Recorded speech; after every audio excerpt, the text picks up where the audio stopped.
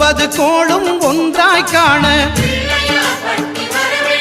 அங்கு கற்பகம் என்னும் கடவுளின் மெய்யில்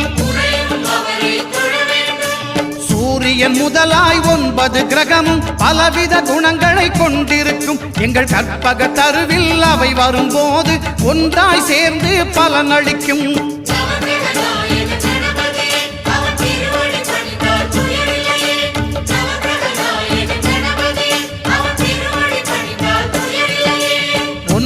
கோளும் ஒன்றாய் காண அங்கு கற்பகம் என்னும் கடவுளின் மெய்யில்